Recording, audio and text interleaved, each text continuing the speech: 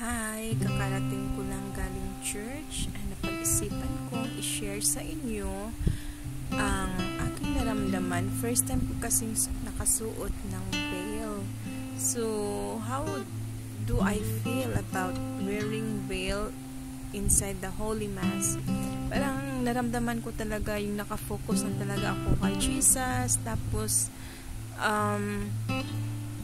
alam mo sa umpisa, parang may something mabigat sa ulo ko, parang something mabigat na naramdaman ko talaga, and then parang naramdaman ko din yung init, at higit sa lahat mas naramdaman ko yung mas focus, or mas naramdaman ko yung solemn ba, or mas focus pa ako sa misa, sa flow ng misa.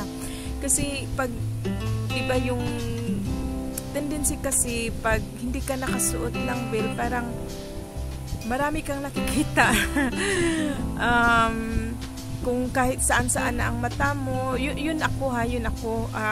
Yun yung karanasan ko ba.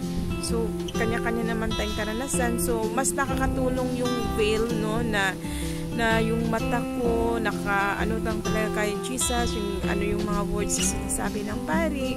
So yung mas naging reflective. So yun, parang naramdaman ko yung mas closer ako kay Jesus, yung nakasuot na ako ng veil sa Mass. So I hope maipagpatuloy ko yun, at I just hope lang sana maipagpatuloy ko yun. Thank you.